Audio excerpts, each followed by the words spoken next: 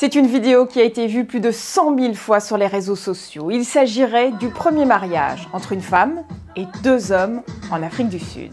Ce serait la conséquence de la soi-disant légalisation dans le pays de la polyandrie, le fait pour une femme d'avoir plusieurs maris.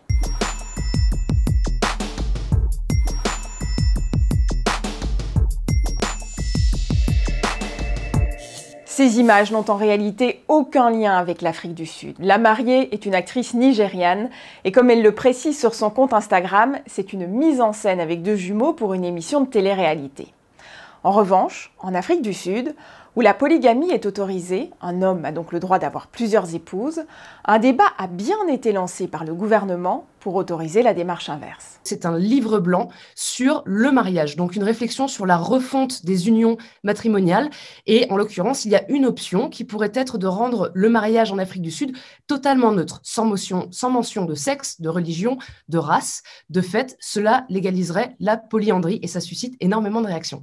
Un sujet très sensible qui échauffe les esprits et divise l'opinion. Les traditionalistes et les polygames rejettent cette idée en bloc. Ils se demandent notamment comment il sera possible d'identifier le père d'un enfant. Ils s'inquiètent aussi de devoir partager le lit conjugal, à l'image de ce député d'un parti chrétien qui s'exprime sur une chaîne de télévision. Cela ne va pas apporter de la paix ni de la stabilité dans les ménages.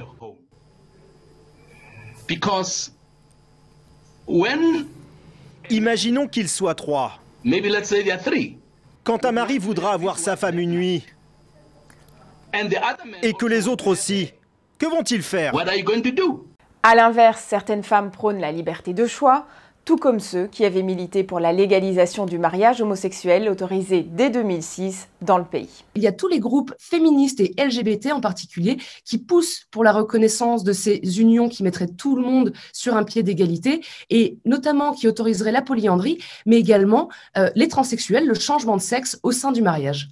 De son côté, le gouvernement regrette que ce débat sur la polyandrie détourne l'attention du cœur du texte qui vise à rendre le mariage plus inclusif.